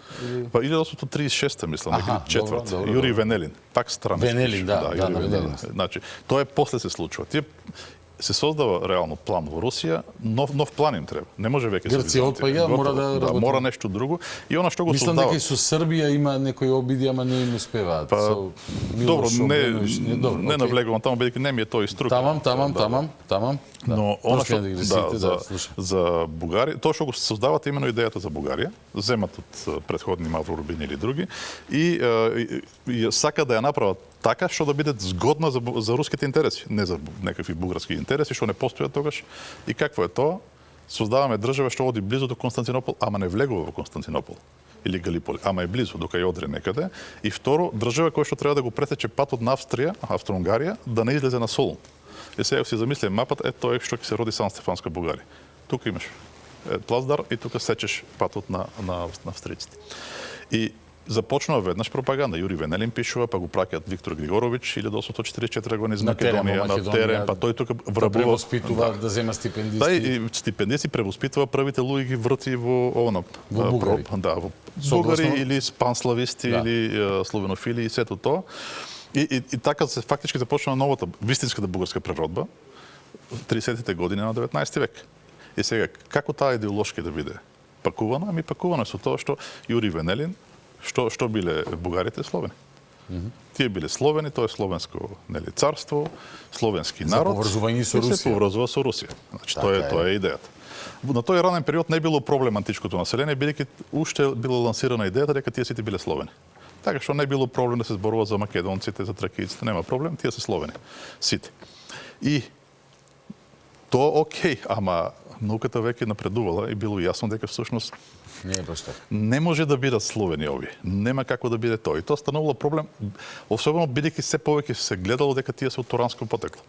А овој нов бугарски национализам кој што тргнал, всушност тргнал во опозиција на именно турската држава. Крајно непријатна ситуација за нив. Иако некои го искористиле, и тука се гледа ова користене политички секакви такви формули. Што направиле? Па ако тие бугарите имаат туранско потекло, тука тоа е турска држава, зошто султанот да не стане турско-бугарски цар, па така некога се живееме. Значи се пробале да искористат нешто во таа работа. Добра идеја имале. Да, не е лоша, разумна идеја, но кога веќе било јасно, тоа не е вршило работа на Русија, мислам да кажам. Може би на султанот, може би се зачудил на таа чудна идеја на раите, што му нуда такво нешто. Тој калифот на сунитите муслимани наеднаш да стане турско-бугарски владетел, прилично навредливо. Си ги држиле сите опции вака комшииве. Но што ќе направи, мислам, ова панславистичко движење инспирирано нели од Русија, ќе измислат формула. И таа формула ќе ја понуди пак од странство се нуди, тоа е Павел Шафарич, кој што е многу познат научник на тоа време, словачки и чешки според за него, славист. И формулата тој што ќе ја понуди по една случајност е копи-пейст од руската. Коинциденција. Коинциденција, да. Се случува, многу често се случуваат коинциденција, ама тоа е тоа. И каква е таа, бидејќи и руските националисти имале сериозен проблем. Народот Рос или Руси во оригинал не е словенски. А сега во време кога користиш панславистичка пропаганда, тоа не е најсоодветното нешто кое што би можел да го кажеш. Потекло се од Скандинавија, дали се финци, дали се тоа германци, не е тука битно за нас, важно не се словени. И таму е создале теоријата дека кога дошле, тие создале држава, ама на словенска територија, се претопиле, го оставиле името и од тука натаму еве словенски народ со име Рус. Малце чудно. Ама добро, такви се теории. Тоа е тоа, таа е тезата. И сега истата теза префрламе овде. Дошле бугарите до турански народ, ама меѓу словените, па биле малце, па оставиле име, па исчезнале, па се создал народот. Истата теза префрламе. Истото, да, точно затоа реков, да. Ама во меѓувреме друго нешто станало, а тоа е се повеќе станало јасно дека античкото население не е словенско. Значи тие фантазии за тоа дека тие биле сите словени, тоа не држи. И сега во таа нова верзија античкото население ќе биде скинато. Кога дошле овде словените, празни ливади, се населиле на чиста земја, нема ништо античко, кое што да дели од Русија, од словенството, дошле само словени, тука малце бугари кои што создадува државата, ама таа си беше словенска. Значи тоа е формулата која што ќе биде понудена и која што ќе биде користена и понатамо. Заволјам вистината и во СР Македонија отприлика иста историја, мислам сличен пристап имало. Сличен пристап имало. Не постои антика, сите сме словени, зошто бидејќи ова е Југославија, бидејќи треба да поврзе со Југославија, не треба да се врзеш идеолошки. Значи тоа пак е идеолошки, мислам. Не, тоа науката многу малку улога има тука. И сега што е интересно во овој период и понатаму во после ослободувањето на Бугарија, ние ќе имаме една интересна ситуација во која што всушност ќе бидат поврзани бугарите, тоа ќе стане доминантна позиција. Тие турански бугари, ама кажат, не турански. Не е пријатно турански сега. Што? Угрофински. Угрофинци. Што е интересно во таа теза за угрофинците? По една случајност, поврзува бугарската етногенеза со втората доминантна голема сила, од која што зависела бугарите, Австро-Унгарија. Угрофинци. Да, точно. И сега колку е случајно, колку е погодно дека младата нација што се создава има свое потегло од угрофински народ, од поврзан така теоретски со Австро-Унгарија и друг словенски поврзан со Русија, со двете главни сили и етногенезата е поврзана именно со нив, не со некој друг. Тоа е навистина интересно и тука може да прочитаме слушно како тоа го видел Марин Дринов, во извори Марин Дринов, тој е првиот професионален бугарски историчар, разбирливо обучен во странство. Дајте на пола може легуваме значи во текстот Марин Дринов, поглед кон декларирањето на бугарскиот народ и началото на бугарската народност, така? Добро. Происхождението на бугарскиот народ и началото, така? Да, потеклото. Потеклото, да. Во избрани, овде кажуваш каде е ова објавено. Да, тоа е каде е објавено. Самите бугари, онаа мала орда или дружина, беше проголтана во овој соединет во едно словенски СС елемент, без да остават во него никаква трага од својата другородна народност. Ова е словенската линија. Не смее да остават ништо овие несловени внатре. Само името остана. Се друго е 100%. Се е претопено. Се друго е претопено. И било ништожно, мало. Тоа е дружина, тоа дури не е народ, тоа е дружина. А па македонската теза, чисто онака интересно е паралели да правиме. Тука па словените дошли и ги претопиле па домородните. Или пак има еден период дури никого не нашле овде, ама името на го земале од земјата. Па тоа е добро, именцево е добро. Земја со име си најдовме, името никој го нема, ние си го земаме. Чиста работа. Тоа е друга ситуација, да. Ова како се надевам барем дека во иднина стојко дека историите ќе се пишуваат на друг начин, иако не нели човековата природа е иста и тоа тешко ќе биде, ама со сега со дигитално време, со вештачки интелигенција ќе биде толку многу полесно да се наоѓаат податоци, документи, гледишта разни, за да не може вака екзибиционистички да се произведуваат. Дај Боже, ама ќе може полесно се лаже со тие алатки сега. Да, точно, да, ќе мора систем за проверка и се согласувам. Продолжуваме во изворите или ќе искоментираме? Понатамо. Значи сега мислам јасно тоа го видовме што е. Тоа е официјалниот став што важи во не само тоа е пред ослободувањето, но и после тоа важи до можеби Балканските војни, тоа е главниот историчар на Бугарија. Другиот главен е Иречек, кој што е чех. Значи вака само уште еднаш да си расчистаме дека е комплицирано малку. Комплицирано. Самите бугари, ова туранската група, така? Или угрофинската група, се претопува во словенскиот елемент кој што исто специфично бугарски словенски елемент. Се уште не зборува за специфично. А уште нема специфика. Уште не е измислена таа идеја, бидејќи нема спор се уште со србите за Македонија. Добро. Така што нема словенски поврзан со Русија, доволно. Добро, може. Не така. И сега ова угрофинска позиција ќе остане во живот и доминација по една случајност, додека ќе постои Австро-Унгарија како држава, која ќе се распадне после Прва светска војна, на некој начин ова теорија ќе снема. Случајно. Сега, понатаму доаѓа нов период, тоа е после 1912 година, тоа е една нова реалност. Балканските војни, Македонија генерално изгубена за Бугарија, кој што се надевала дека ќе ја земе, судир со Србија, конкуренција со Грција, нели, за наративот, но и уште нешто се појава македонскиот национализам, да го речем, пред тоа послаб, но се посилен и се посилен, треба да калкулирате со него во своите намери да добијат Македонија. На светско поле Австро-Унгарија снема, Русија исто ја снема. Советски сојуз има сега кој што не е пожелен повеќе.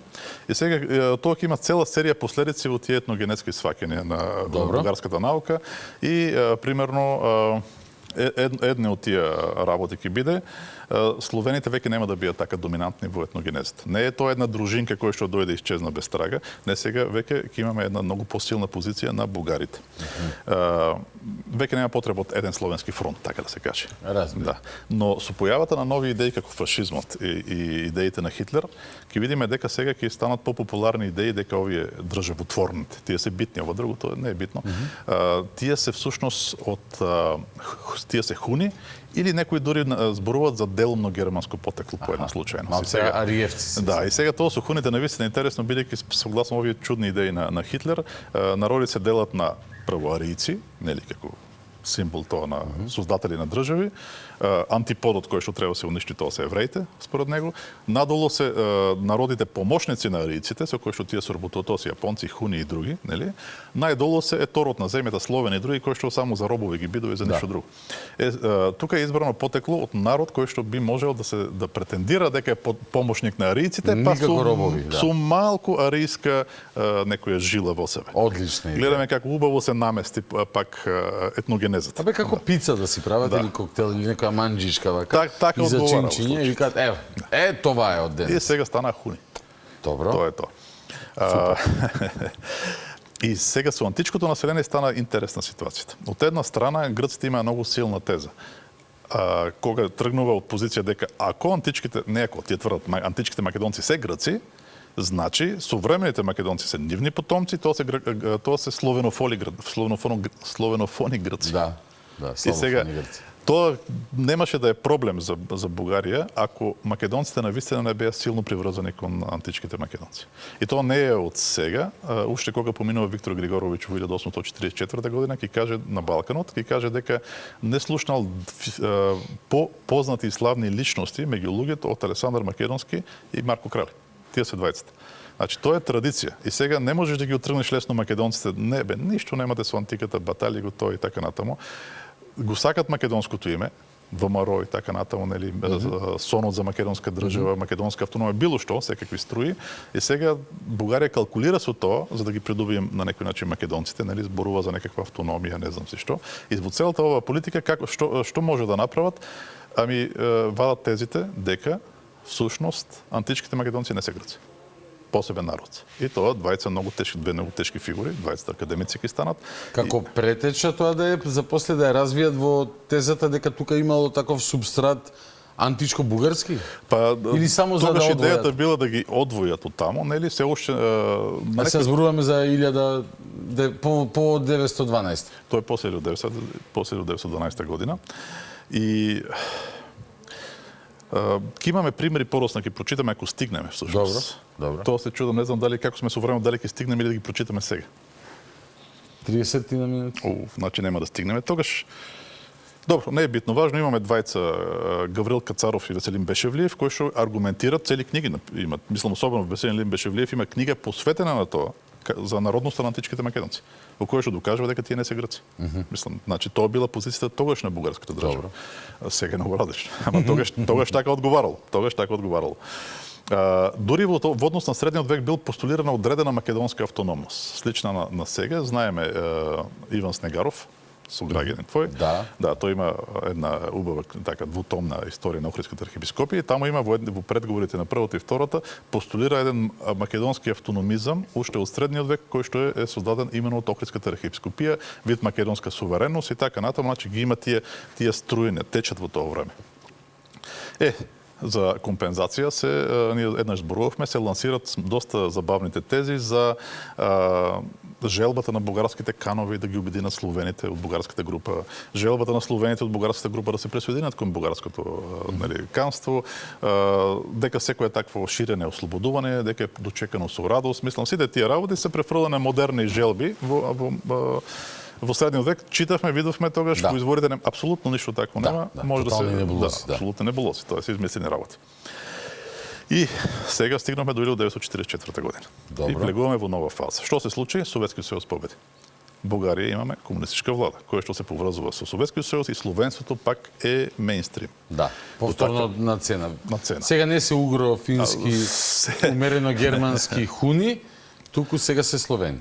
Не се словени, не стигнале до таму. Не може да кажат, науката веќе е јасно, не се словени. Тоа не може да го држиш како позиција, но ќе бидат тотално минимализирани. Како што беше кај Дринов. Се враќаат назад. Дури има една, и тоа од Русија им го испорачуваат, имате една држава, мислам дека беше неверојатно смешна, забавна, мислам, верзија како се создава таа бугарска држава. Значи, тоа си било словенска држава на 7 племиња веќе. Тие имале држава, ама им недостасувале можеби конјаница, бидејќи биле пешаци, па поканиле едни платеници. Тие биле само платени, немале жени, ништо. Тие биле ергени, нели, бекри, такви некакви, кои што со коњите, вака и кој им плати доаѓаат да ме кај него, аспарух, па тие ги викнале и се разбира, срекну тие немале жени, па тие им дале жени. Така, мислам, очигледно идејата била колку се може побрзо да се претопите, да создадеме бугарски народ, оти после 1100 години, 200-300, бугарските националисти имат потреба од тоа, ве молиме, повелете. Мислам, таква небулоза се создава неверојатно. Овие се ситно, мал број, дружина, се топа тоа, батали, се е сложно. Немаме коњаница, ајде се ќе се избрендираме. Тоа хуни, тоа германци, тоа почна веднаш да гасне, готово Хитлер си отиде. И пак започнува драстично негирање на антиката. Антиката дели. Така? Антиката дели. Не може повеќе, пак ги нема тие луѓе. Сложено е многу тука да се жонглира и со антиката. И ради Македонија, и ради Грција. И заради тоа што издвојува од големиот брат, во случај Советскиот сојуз, а и тука и од Југославија. Мислам тоа како помал брат овде. И во овој период, меѓутоа, имаме и нешто ново. Тоа е времето кога се признава македонската нација.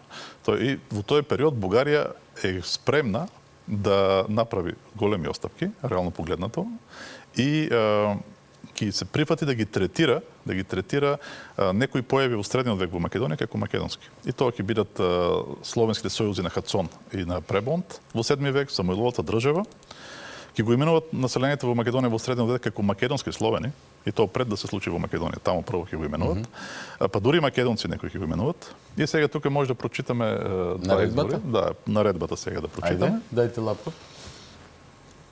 Министерство на народна просвета, одделение за проучување на, не знам овдека со малце сематни буквите, сега на лаптопот режијата ќе го пушти и ќе видиме. Да. Долу Корекции во учебниците по историја, ова е наредба. Да. Така? Да. 22 ноември 1947 година. Изработката на новите учебници по историја после 9 септември 1944, тогаш е превратот, нели, кога Да, дојде на власт комунистичката партија. се изврши при посебни специфични услови. Поради тоа на некои места се дозволени сваќања, така карактеристични за великобугарскиот шовинизам. Да. Добро, да не го читаме тоа е преамбул. Само препораките? Да, само препораките дел од нив, да се види што кажале тие, како треба да се изучуваат овие Историјата учебници, после не како се Втората напишани, туку некои работи поинак. Самуиловата словенска држава не треба да се представува како Западна Бугарија. Таа потекнува таа се создава во земји кои навистина влегувале во деловите на Бугарија, но по својот етнички облик биле чисто словенски. Да се објасни дека Самуиловата држава е типична феудална формација во која нема и не може да има какво и да е национално сознание. Самуиловата држава е држава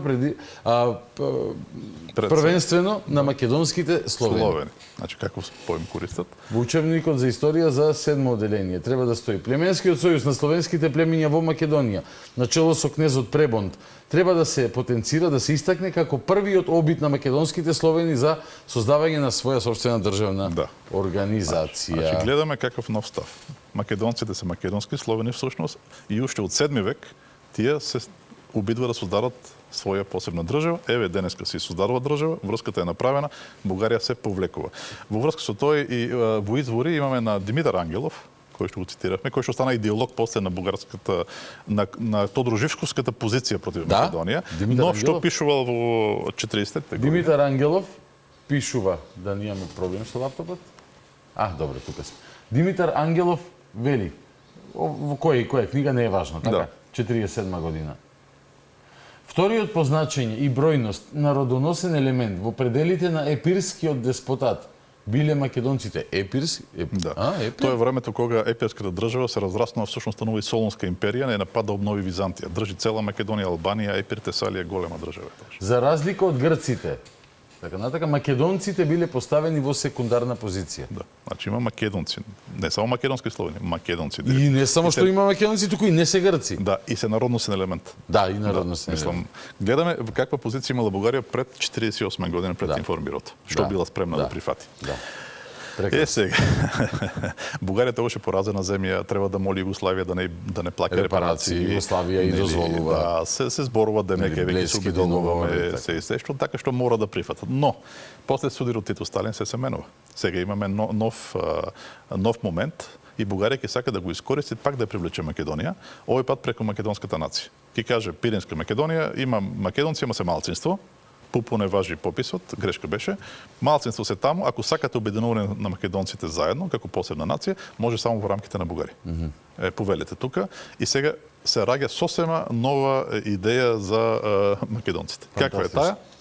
Дека до 1878 година се беше бугарско. Нема што да збореме. До 878. Сите. Ама што се случи тогаш?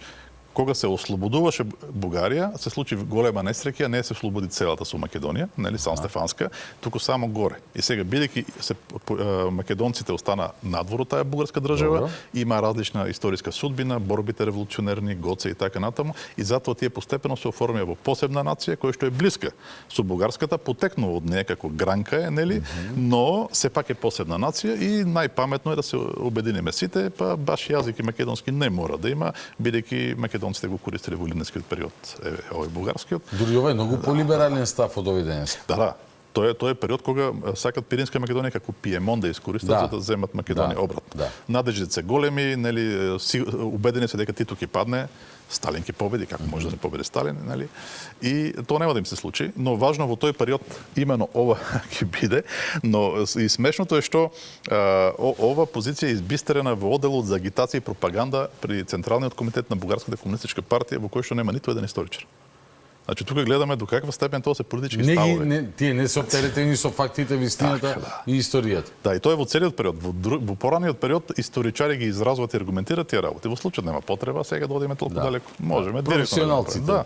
Има си бюрократи за таа работа, идеолози, ќе смислиме историја која што ни одговара во како и во приликите што ги видовме до сега. Супер. Да, и тоа ќе се изучува дури како учебник ќе влезе во училиштата во Пиринска Македонија, ќе се учи дека еве тоа е македонската историја всушност. Имаше после не знам се точно кој период беа тоа собрание, го зборувавме последен пат, дека едно време некои од нив русите ги обвинуваат дека измислиле македонци, веројатно малце подоцна. Да, подоцна ќе се случи тоа. Тоа ќе се смени 63 година. До 63-та на оној фамозен конгрес кога Живков вика македонци нема и не може да има. Таен пленум е тоа во почетокот на април, тоа значи дека сите, не само централниот комитет, но и сите други таму. Тогаш стануваат радикално нова линија. И таа нова линија е јасна. Не може да има македонско малцинство, тоа никако не сме. Македонци готово, заборавете. Во Бугарија не може, нема и не може да има. Нема и не може да има, многу значајно. Што значи многу значајно? Тоа значи дека нема шанси да имало било какви процеси во кои што да била национални македонски, во кои што да била вклучена Македонија. Што автоматски значи пред 1912 не може никакви македонски национални процеси да има. Готово е тоа.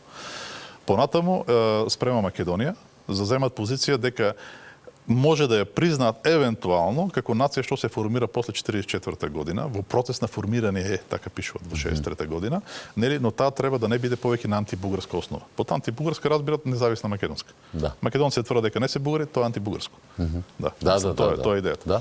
Значи, од тогаш се формира политиката која што и денеска ја гледаме. Никакви македонци во Бугарија, тоа ниту не смее да се спомне, а за Македонија таа треба да се ја промени историјата, таа треба и јазикот тотално се негира, тоа е бугарски. Готово е. Не смее ништо друго да биде. Страшно, во парламентот се уваат декларации. Сега тоа го прават. Мислам исто како нема разлика во нивните ставови од тие на Тодор Живков. Да. Разликата е во практиката што македонците не ги пракат затвор. Значи надвор од тоа нема голема разлика во практиките. И сега тука веќе се формираат и тие модерните ставови кои што се уште не се променети и именно тука ќе кристализира идејата за бугарската група Словени. Порано ја имаме исто, испуштив тоа да го кажам, како дакијска група и панонска група, нели се уште не смели да кажат бугарска група, смешно е. На Словенија да им ставиш име кое што е од турански народ. Но сега веќе нема да има проблем за тоа. Зошто го направи? Зошто не се задоволиле со старата идеја за дакијски Словени, за разлика од панонските кои што демек во Србија отишле? Ами за да може да се побие поимот македонски Словени. Она кој што тие го прифатија, тоа што и Македонија сега го користи во својата историја, не сега ова треба да биде бугарска група Словени. И така и уште од времето на Хацон веќе тоа е сојуз на бугарскиот група Словени. Не може тоа да биде сојуз кој што сака да стремеж за создавање на држава. Се сече од корен. Тоа е идејата. Понатаму сега ќе се лансира, порано постоечката, но сега ефтен ќе се лансира идеја за бугарите на Кубар. Дека тие дошле како бугари, нели, сите народ кој што се населил овде, па дури си создал држава и еве Македонија фактички е втора бугарска држава уште од околу 680 некоја година, кој што после двете се обединуваат и така натаму продолжуваме. И понатаму сега пак се појави проблемот со антиката. Се повеќе и повеќе. И затоа ќе се лансира пантракијската теорија, групата луѓе околу Людмила Живкова, керката на диктаторот Александар Фол, исто така тој историчар, тој ќе лансира најмногу. И идејата тука е именно дека тие се и траки меѓу другото. Така. Затоа што тогаш многу се држи на формулата траки плюс словени од бугарската група плюс бугари заедно прават бугари. Значи мора во Македонија да ги има тие ингредиенти. Ај бугарите добра, ама за словените нема тогаш теза дека се потомци на траките или ги делат? Нема дела. Поради добро. Значи имаме ем тракици, ем словени и бугарите и прават. И треба и трите заедно да се. Тоа е како хемиски процес. Мора да ставите тие три работи за да добиете. Тоа е доста абсурдно, ама таква е била позицијата. И затоа морало да има Имат и за келтите сега некои истражувања дека дали имали келтска крв или не. Тоа на Балканот секаква крв има. Не знаеш што се, само знаат дека ние сме били бугари. Знаат дека сме бугари. Да. Тоа е со сигурност. Тоа е период во кој што најмногу се признава целосно дека така наречените прабугари всушност се туранци. Значи тоа не се спори. Ама и тоа не е случај. Како еден од столбовите на идентитетот.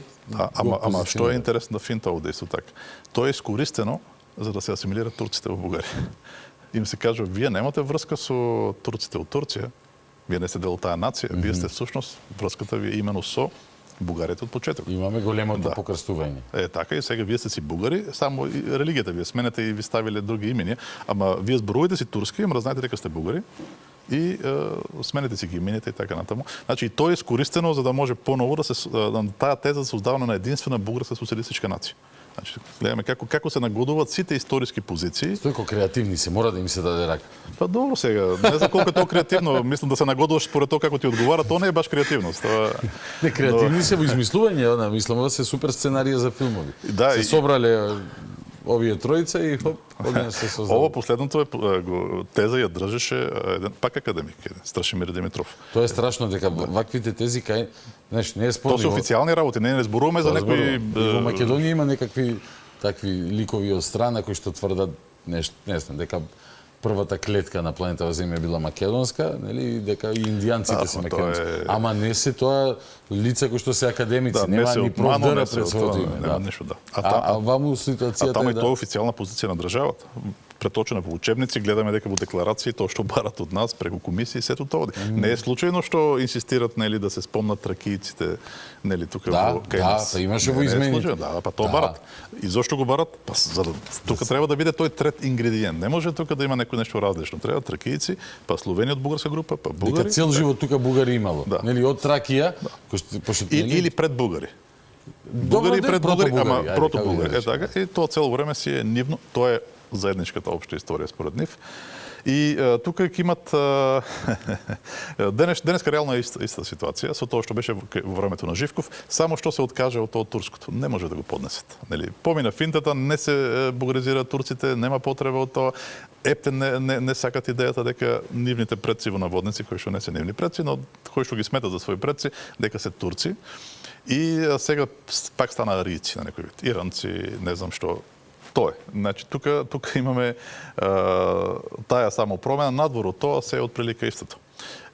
И за жал нема да можеме, јас мислам дека ќе можеме да зборуваме за позициите во антиката, но тоа ќе остане веројатно следен пат. Многу сакам, едва ќе чекам ја следната епизода, но денес имаме уште некој 2-13 минути. Добро, тогаш можеме нешто слободно, бидејќи не може за 13 минути мислам да го поминеме тоа, нема како да се случи. Може да почнеме нешто вака. Или пак да добро да можеби да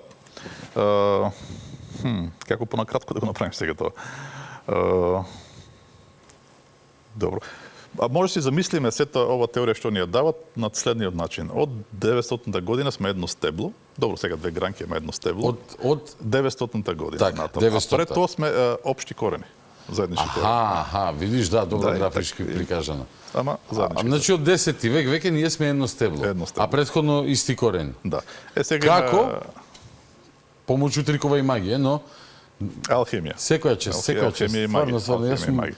Воодушевен од овие глупости што ги смислувале. За жал тоа е тоа. Добро, може да се обидеме тогаш на кратко да видиме за како се нивните ставови, нели, за антиката. Веќе зборувавме како еволуирале, да не треба да ги повторуваме, но тука е интересно е именно онаа дилема. Сега денешно време поддржуваат античките македонци се грци. Зошто го прават тоа? Зошто? На тој начин фактички режат од корен македонскиот идентитет. Да. Тоа е грчко име на грчки народ. Да. Добро, ма тоа е нож од две острици. Ако тоа е грчки, значи се враќаме на грчките аргументи дека тоа се славенофони елини. Да. Тоа не може да биде така. Затоа сега наеднаш тие македонци античките кои наводно биле грци, ќе ги пикнат на крајот таму во планината Олимп. На 2-3% територијата на Македонија. Надвор. Другото е тракиско. Значи тоа е наше, името не е ваше, тоа е на грците, вие немате врска со ништо од тоа. Иако не се баш на Олимп, туку се во постол, нели? Па сега тоа е тоа, мислам. И тоа цело време ќе се лаврира околу тие работи. Значи, сакаме да ви одземеме тоа на кое што вие се базирате, да ви го тргнеме столчето. Ама од друга страна сакаме да кажеме дека овие таму се во право. А не може да кажете дека античките македонци биле бугари, затоа што, нели? Не, тоа би било комплетно абсурдно. И дори има еден период, сега тоа ми текна во времето на Людмила Живкова, тоа од русите користат една шанса, русите ми ја дават, мислам, советските историчари, ги почнат да користат за античките македонци не македонци, а македони. Македони. Да направат разлика од сегашните. Значи, овие се друго нешто, македони, нели, Тие се словени, тие се македонци. Тие земале од земјата. Овие таму нешто друго. И тоа исто ќе биде користено, веќе мислам дека не се користи во Бугарија. Сега да видиме, тука може да ги прочитаме двата извора за кои што спомнавме. Може да, или може во било кој момент да кажеш добро. Да. Нека ги прочитаме, ќе поминеме, значи. Во ред. Тама наредниот пат, еве ќе даеме тизер. Битолската плоча наредниот пат ќе анализираме. Не верувам дека ќе стигнеме. Треба да поминеме бугарската група Словени, нели Кубер. Ќе зборуваме и за сите табу теми, бидејќи нема табу. Нема табу, ќе зборуваме за сите нивни пропагандистички толкувања. Честно ќе погледнеме на нивните позиции. Имат ли колку има основа, колку нема основа. Нели Битолската плоча фамозна зборувана. Ќе стигнеме до неја. Има и други на кои што многу држат, ќе стигнеме. Добро. И сега да видиме века. Гаврил Кацаров, академик. Етнографска положба на старите македонци. Ова е издадено 1909 година. Уште тогаш започнало, да. Значи борбата била всушност пред има уште еден кој што го издал 1908, мислам дека беше. Значи уште тогаш се видело дека македонците нели има силна некоја страст кон антиката, а па за Македонија се спорело грците, тоа им била позиција. Тие се славенофони елени и сега би морало да ја побијат на некој начин и од тога се тргнува. Но и после тоа меѓу двете светски војни се оди наистина и линија, ќе видиме следниот извор што ги читаме, на некој начин да се побие грчката теза и ако може да се придобијат симпатиите на македонците во тоа време. Ќе прочитаме. Гаврил Кацаров пишува: преку мешањето на различните племиња во Македонија се создала постепено во тек на векови македонската нација. Македонците не биле грци. За постаро грчко влијание во Македонија немаме информации. Од времето на Александар I Филхелен, македонската царска фамилија свесно се стремела да ја зближи Македонија со грчките држави, грчката култура. Ако во Мала Азија, околу 400 години пред Христа, некои од персиските сатрапи ја прифатиле на своите дворови грчката култура. Тоа уште помалку треба да не чуди кај една држава, што од старо време била во соседство со грчки племиња. Гледаме што тврди тој тогаш. Сега да видиме следниот што тврди. Веселин Бешевлиев. Ова е 1932 година. Ако по сето до сега кажано, генерално ги погледнеме изнесените писмени забелешки за народноста на античките македонци, ќе видиме дека со исклучок на Полиби 9. Шова 37. Добро, не е битно тоа. Добро, и Тит Ливи, не знам. Да, тоа се цитати, така што може. Да.